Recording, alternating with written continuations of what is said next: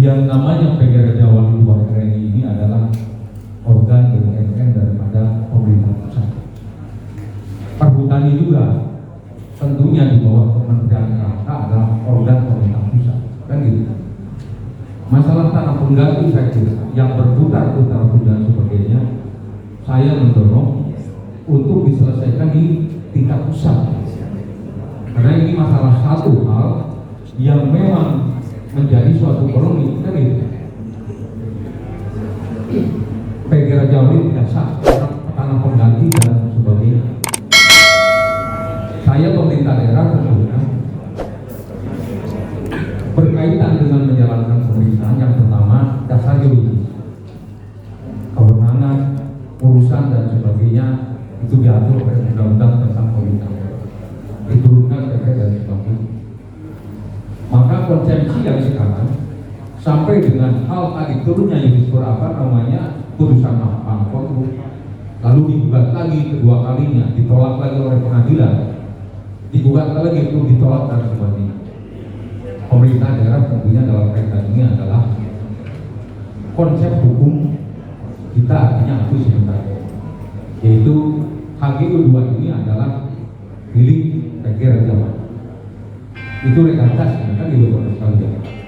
Saya belum berbicara masalah sosial, ekonomi dan sebagainya. Kita kan melakukan pendekatan hukum. Ya, tanya kan tadi pendekatan hukum. Pendekatan hukum dalam kacamata sosial PMK. Apakah akan mengambil keputusan bahwa areal ini adalah areal tanah negara dan kemudian warga menggarap menjadi petani tebu, sehingga warga menggarap menjadi petani tebu itu pendekatannya tidak lagi organisasi, pendekatannya tidak lagi politik, pendekatannya adalah teknis. Wilayah di situ ada beberapa warga yang tidak memiliki hak atas tanah, kemudian mereka diarahkan untuk menjadi penggarap dan itu menjadi kebijakan PMK. Berarti kalau saya menurut ini Pak, untuk menghindari konflik teman-teman Kamis kita akomodir. Pertama itu kan, dan dengan Pak Kapolri dan sebagainya. Oke lah mereka menggarap gitu. Ya coba data kawan-kawan Kamis itu siapa saja dan dia menggarap di petak mana saja. Kan ada petak satu dan sebagainya itu Pak. So kita catat, kita akomodir biar tidak ada konflik kan. Karena sementara pusat yang berkonflik sementara ini adalah tadi yang menolak ini dari teman-teman Kamis kan. Nah, datang ke Pendopo kan, ke kami dan sebagainya.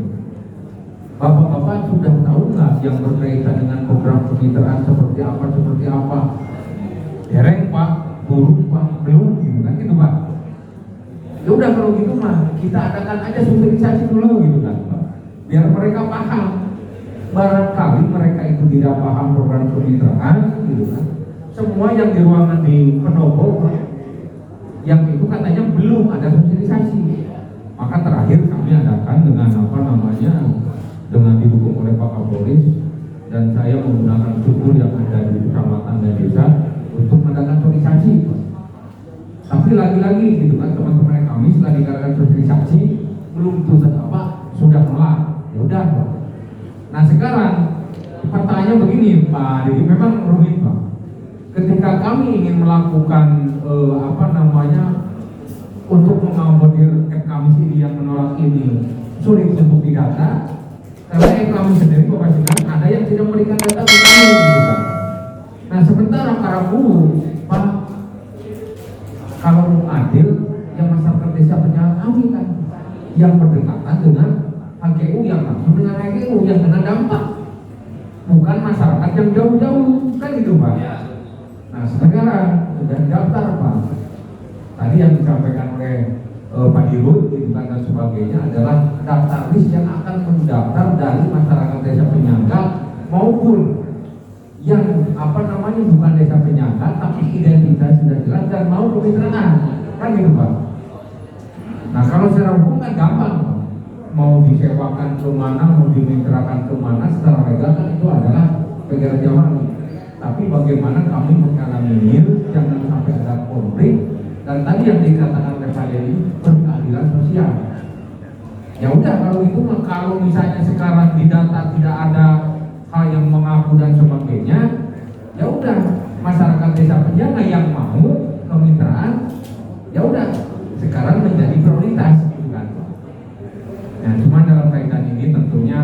sekalian, tarik menarik Pak. Artinya masyarakat tadi Pak, dengan terkotak-kotaknya masyarakat kami sudah juga gitu kan. Maka tadi ada yang dikatakan kalau mau ya sudah, kalau gitu tegas saja gitu kan. Ketika nanam temu di yang masyarakat itu yang di dan sebagainya, mari kita amankan dengan segala risiko dan sebagainya gitu kan. Jangan sampai kita berputar-putar terus gitu kan, mencari penggarapnya yang mana tidak ada, tidak diketahui. Karena kami data teman-teman ekam sini Bapak sekalian gitu kan, untuk ke kami ya susah Pak mendatanya. Tadi Pak Bupati kami tidak bisa mendata karena bukan masyarakat yang di sana, bahkan bukan kecamatan di sana. Ya udah nggak apa-apa, yang penting tidak terdata oleh Pak Bupati, oleh Pak Camat. Lagi-lagi susah. Nah ini yang mungkin harus dipecahkan kita bersama, dan kami akhirnya ya sudah kita serahkan saja yang punya HGU-nya gitu kan. Seperti ibarat saya punya hak milik apa dan sebagainya, mau diapakan silahkan kan gitu. Tapi yang paling penting bagi saya adalah tadi Pak, jangan sampai ada konflik lagi, tapi berkeadilan. Kalau masyarakat itu diusulkan, lalu transparan seperti itu. Nah ini mungkin Kalau pendekatannya formal bisa gimana Pak? MOU Bupati dengan Pak tentang pemberdayaan masyarakat di sekitar untuk menjadi petani tebu. Bisa. Kemudian nama-nama petani itu ditampilkan dalam SK Bupati, punya legalitas formal, dan kemudian tidak akan ada lagi konflik. Paling orang marah tidak mau berbupati gitu. Tidak lagi antar konflik, yang satu diakomodir kelompok lain tidak. Ini kan karena konflik kelompok. Bisa enggak kalau teknologi pendekatannya itu? Saya kira gini Pak, mungkin kalau kami mungkin akan analisis dulu Pak Mas Dedi gitu kan, Mas Rono dan kawan-kawan semua gitu kan. Karena ini mungkin Pak dari sisi kewenangannya ada nggak gitu kan Bupati terhadap misalnya tadi Pak, baik ketebut dan sebagainya kan gitu Pak. Karena kami tadi Pak, sebagaimana sampaikan oleh Mas Rono, mungkin saya baca juga Mas Rono ya, dan saya lihat juga nanti video apa yang disampaikan Mas Rono dan sebagainya. Jangan sampai Pemda ini gitu kan Pak, tersubukkan dengan hal ini. Kami ingin di tengah-tengah saja, nah gitu kan Pak.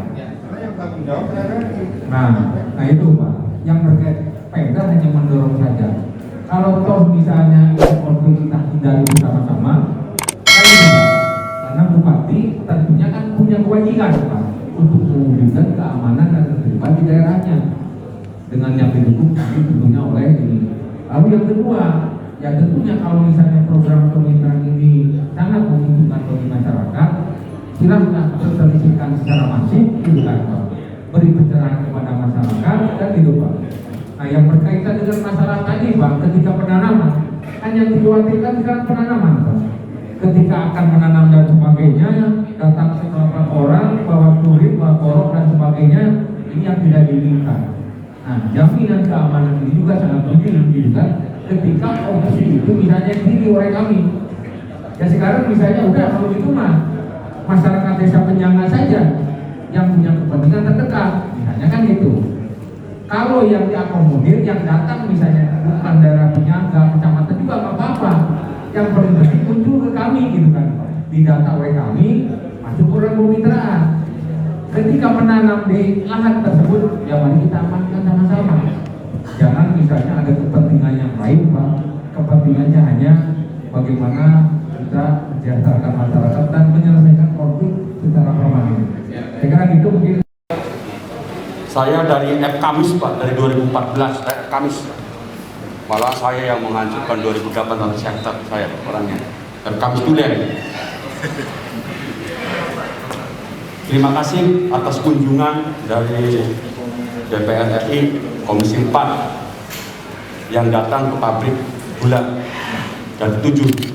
Saya koordinator keamanan dari Loyang sampai Gadel. Yang ngomong di sini semuanya hanya ikut-ikutan Pak.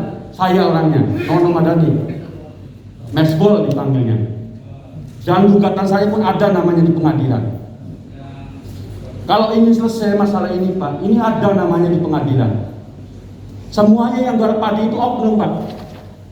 Karena ini sudah putus, udah dipanggil aja, pernamanya juga ada. Yang tidak ikut dalam program pemerintah, habisi. Karena saya capek, Pak. Semua komponen dari pusat saya yang paling dituju, Pak. Karena saya penggeraknya awalnya. Bukan Ahmad Suparto, bukan Taryati, Pak. Saya sendiri orangnya. Datangin, keloyang rumah saya. Makanya kita 2018 kita kirim surat ke 5 menteri, Pak, melalui JPKP. Ada mungkin suratnya di LHK, ada di Agraria juga ada. Kita di LHK ketemu dengan tim penanggulangan konflik perempuan dan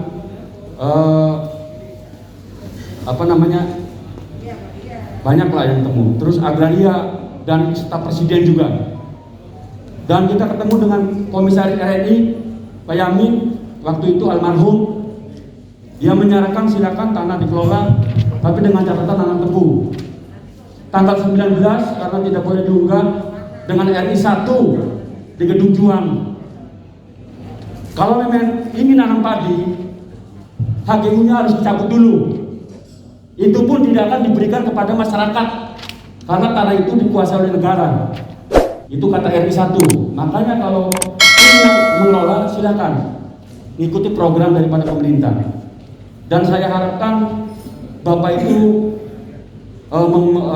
menerima aspirasi dari kami. Tolong pulihkan, karena kami sampai 2014 berjuang patungan nih, Pak. Patungan, gugat Indramayu sampai jadi jaminan di Polda Metro Jaya. Nama saya tuh Polda Metro Jaya ke rumah saya, karena saya jaminannya Korlap tuh. Alhamdulillah begitu saya ketemu, saya ikut kemitraan difasilitasi oleh Perkopinda pada waktu itu dipimpin oleh Pak Bupati Indramayu. Saya mendapatkan 120 hektar, sekarang sudah 500 hektar, Pak. Kelompok tani saya sudah 500 hektar. Alhamdulillah, Pak, bisa sejahtera karena bersama-sama mengelola tanah negara, kan gitu. Transparan dari PG. Orang-orang yang mengatakan PG itu tidak transparan, bohong itu. Saya sendiri saksinya, PG itu transparan, tidak ada tutup-tutupan. Dan jika dikelola dengan baik, per hektar itu bisa menguntungkan 15 juta, Pak, setahun. Dan kita kerja di situ juga ikut makan. Itu, Pak. Dan di kawasan KSO juga dulunya bekas perkebunan tebu juga. Dulunya ini dihutankan, sekarang gundul, Pak, tidak ada hutan. Makanya percuma. Lahan pengganti itu tidak perlu ada, karena lahannya sudah saya garap semua. Kayak gitu tidak memiliki garapan, tidak memiliki lahan, karena lahannya sudah diberikan pada kami. Kan gitu. Saya harapkan tolong selesaikan, Pak, secara hukum, karena banyak oknum di lapangan yang mempertahankan ingin nanam padi. Saya juga ingin nanam padi, kan gitu. Kalau memang diperbolehkan, kan gitu. Dan mereka itu mengatasnamakan petani, memprovokasi, tidak memiliki dasar. Mereka menggarap tuh, tidak punya gugatan, namanya tuh tidak tercantum dalam pengadilan. Kalau kita tercantum dalam pengadilan. Itu aja, Pak. Assalamualaikum warahmatullahi wabarakatuh. Dari awal yang tahun 76 sampai dengan hari ini memang HGU-nya memang untuk lahan tebu, Pak Dedi.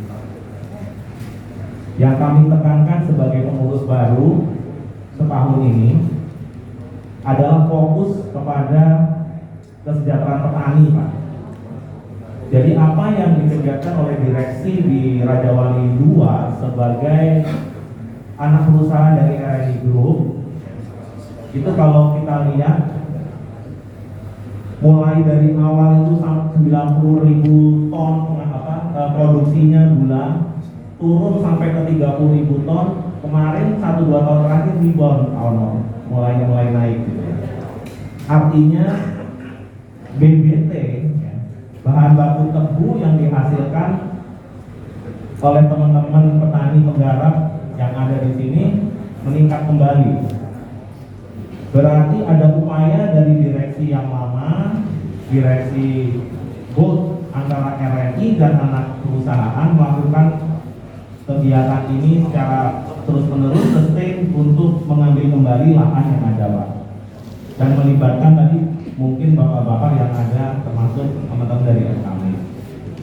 Berikutnya lagi apresiasi ke Pak Lukman dan tim Kapolres, kemarin sangat tepat dan tanam semua dikawal Pak dengan bapak-bapak ini. Pak Maman juga terima kasih, kami juga kemarin ada komunikasi meeting dengan kantor Pak Presiden. Fokusnya adalah RNI diminta untuk mengamankan bahwa tanam dengan petani dan RNI ini bisa meningkatkan kesejahteraan petani. Itu aja Pak kemarin fokusnya kantor Pak Presiden. Sehingga saya tugaskan Pak Ardian sebagai orang nomor 1 di sini, fokusnya adalah kesejahteraan petani Pak. Kita fokus penyelesaian masalah. Baik. Kita fokus dulu untuk produksi asuransi, bukan teknis. Yang menjadi fokus kita hari ini adalah area yang digarap sudah punya petaninya, yang di dalam kemitraan berapa? Baik. Kemudian area yang belum tergarap berapa? Baik. Kemudian penggarap di area yang perlu tergarap itu petaninya siapa saja? Baik. Kalau merubah, nanti ketika merubah itu petani yang mana? Kayak tadi kan, misalnya areanya sawah, tapi penggarapnya itu bukan masyarakat di desa itu, tetapi di desa lain. Ketika nanti kita konsisten, misalnya kembali ke HGU akan digeser, itu menjadi menanam tebu. Lantas yang menanamnya nanti siapa kemitraannya? Petani yang menggarap di situ, atau yang baru, yang masyarakat di sekitar itu. Jadi kita fokuskan yang sekarang ini, karena ini fokus kunjungan spesifik, fokuskan pada itu sehingga nanti bisa bersama-sama kan kalau Kapolres dan macam melakukan pengawalan, penanganan seperti apa. Terima kasih. Baik, terima kasih. Dicatat semua para studi maupun para Sutno yang menyampaikan prinsipnya akan kita tindak lanjuti mengenai tentang pertanyaan dari Pak Dedi tentang jumlah kemitraan. Mungkin Pak Dedi menjelaskan sedikit tentang perjalanan program kemitraan. Ini di awal kemitraan di tahun 2019 petani yang tergabung itu 945 dan di 2021 sudah mencapai di 2000 petani, dan bagi petani ini adalah sekitar 600 di Indramayu dan 1.500 sisanya 1.400 di Majalengka. Dan untuk lahan areal yang saat ini masih dalam tanda kutip masih berkonflik itu yang sudah mendaftar untuk menjadi calon mitra di masing-masing desa penyangga itu di sekitar 1.500 Pak Dedi, 1.500 petani yang ada di Kabupaten Indramayu. Dan ini sudah melalui tahapan sosialisasi baik di tingkatan desa yang dibantu oleh petugas kita dan juga dari aparat kita. Nah itu, jadi memang yang selanjutnya yang akan kami sampaikan bahwa kami akan memberi ruang kepada penggarap yang menggarap di lahan itu untuk bermitra dengan kami untuk menanam tebu. Tadi yang terpenting adalah tentang edukasi atau sosialisasi yang terus kita jalankan sehingga memang para petani akan paham tentang keuntungan kemitraan. Jadi sebagai gambaran itu Pak Dedi untuk petani yang sudah mendaftar